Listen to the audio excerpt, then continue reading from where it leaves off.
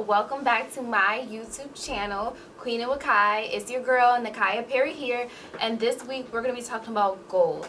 Setting goals, determining what your goals are, and just knocking them down to put you in a better place. So I've been missing for about 2 weeks, and just to give you a little bit of a life update, I've been super busy with work. So my department is a department of 2, and our director left, so your girl is flying solo dolo, and probably will be doing so until January. So all of the work that my director was doing, I'm now doing, plus my own work. So I'm just trying to survive, but I'm back.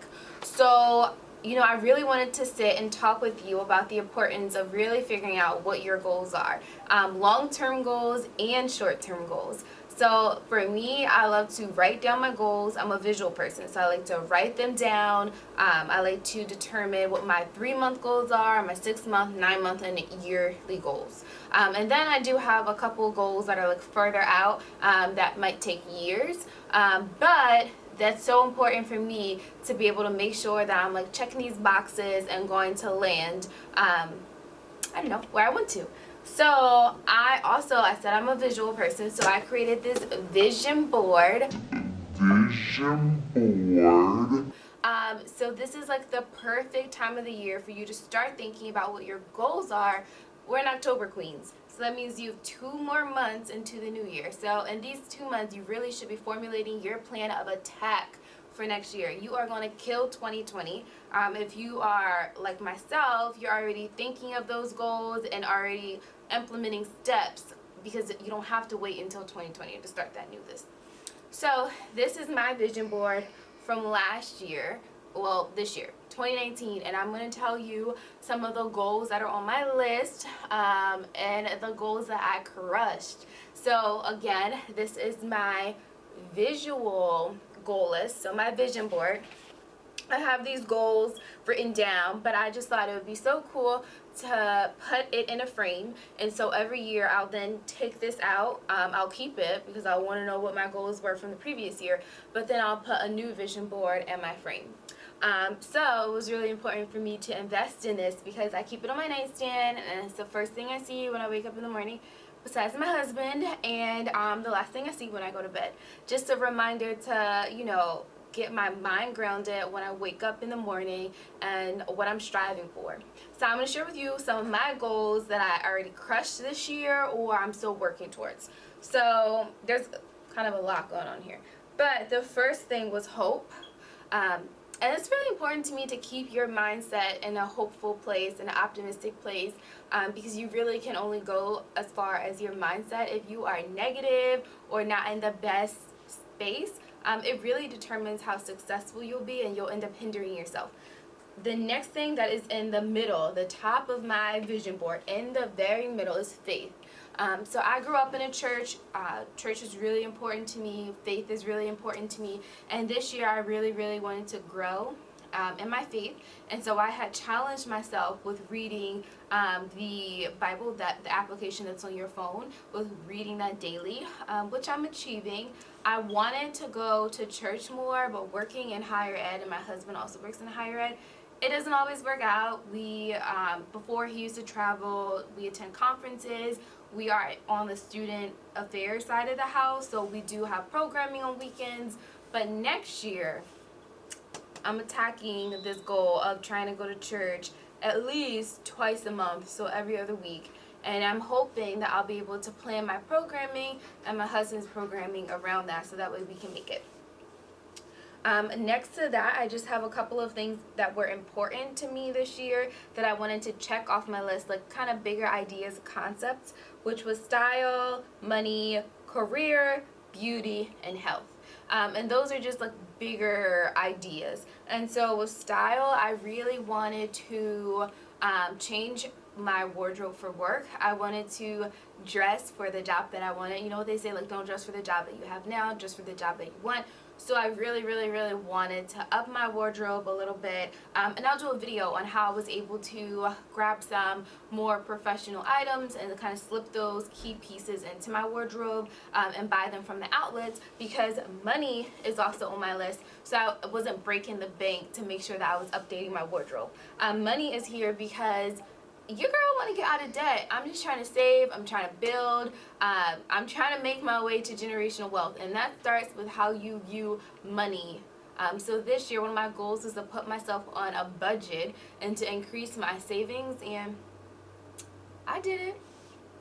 The next was career. It was really important for me to make a name for myself at my job, which I was able to do through hard work, being consistent, and just advocating for myself. And so this year, that was definitely like top on my priority list. And I'm like feel really, really good to say that my supervisors, my colleagues, they all respect me. They come to me, they ask for my opinions, they value me, they value my opinions. And that was a goal of mine, to make sure that, you know, I have a seat at that table. But when I get that seat, that I also am representing for women who look like me, women of color who might not be in higher education yet.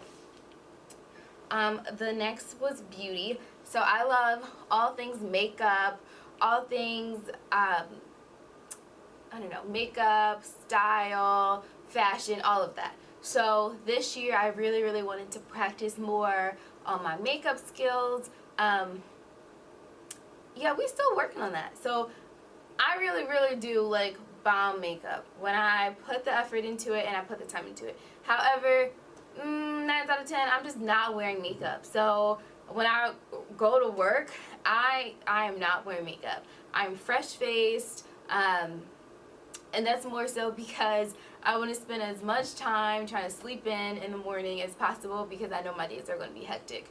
So typically I wear makeup when I'm going to events.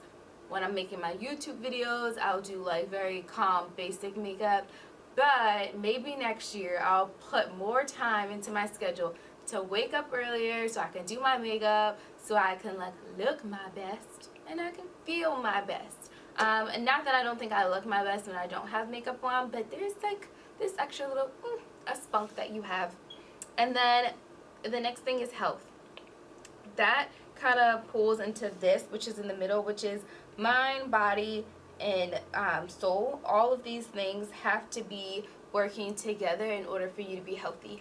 And so I wanted to live a healthy lifestyle this year, which also ties into the nutrition and the picture of the gym. So all of these tie in together, because I got married in May, and so I convinced myself that I was going to eat healthier, drink more water, sleep more, go to the gym more, all of this before my wedding in May, because I wanted to be in the best shape of my life, for not just me, but for my husband.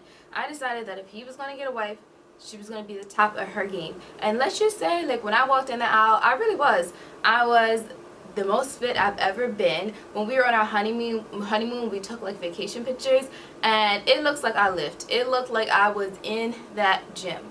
Now, I mean, after the wedding, I fell off a little bit, but nonetheless, my goal was to make sure that I was the best me for myself and also for my husband before the wedding. And check that off. Now I'm putting back on my 2020 list to get out of my own way and make it back to the gym. Before, I was going to the gym 5 days a week, and so was my husband. And life and work just got hectic, and we like fell off. So I mean, I plan on like getting back there before 2020. But 2020, we're playing no games, taking no hostages. We are like, we're doing it. We are doing it. The next thing is empowered women empower women, and so that's important, so important to me. I work with fraternities and sororities, and then new student orientation, and so I work with men and women. But for me to be a mentor to other females, young females, especially women of color, that was super, super, super important to me. So I made sure that I put myself in a situation where I was visible to my students, let them know that they can come to me, they can ask for advice, they can ask me about what it was like when I was in college, what it was like when I went to grad school, what it was like when I was trying to make my way into higher education. So right now I work at one of the top liberal arts schools in the country, which is like a blessing, and I'm an assistant director. But there's not that many young assistant directors right now in my division, and so it's really a blessing. And then to have that visibility to be able to tell my students, especially students of color, that like they can make it, that there isn't an age limit, there's no boundaries if you are qualified and you're ready. Another thing that was important to me is the travel, the suitcase, and the passport. So me and my husband, we took a couple of vacations this year, and it's just really important to get out and see things that are bigger than just your home. It makes you really grateful for the things that you do have, because when you travel, you see people who could be less fortunate than you are, especially, you know, when you travel to a different country. And you see sometimes that you should be very, very appreciative for what you have. And me and my husband, we traveled to Jamaica this year, we went to Florida, in the past we went to Dominican Republic, just a lot. And when we go to places, we try not to just do like the touristy side of things. We definitely like to talk to the locals, eat their cuisine, go to like different places, not just stay at the resort. And in doing so, we are able to really get a chance to have a feel of the country, and then again to really, really take in how appreciative you should be of the things that you take for granted in your day-to-day life. The next thing I'm going to talk about is Chi Epsilon Sigma. These are my Greek letters here. I am in a sorority, and it has been a really big part of my life since 2012. And I have brought in we're called Cussies, so I bought in my Cuss babies in 2016. And after that, I kind of was very wrapped up in like my career and making sure that I was advancing in my career, that I kind of took a step back and wasn't holding as many leadership roles in my sorority as I wanted to. In my sorority, it's a lifelong commitment. It's not just undergrad and then you're done. Like, it is a lifelong commitment. So this year, we started a grad chapter, Omega Xi, which is the area that I live in. It consists of 6 different counties, and I was voted in as the vice president of our grad chapter. So I was already a founding sister at my undergrad, but now I'm a founding sister times 2 because we just founded our grad chapter, and then I'm the first vice president. So it's amazing to be laying the groundwork for what will come for sisters who come after us in this grad chapter, young women who graduated, who are taking those next steps in their career, and then for us, me and my other sisters who already graduated and we're, you know, in our careers, to kind of help mentor them and help guide them. Also, what is on my list is a volunteer community service.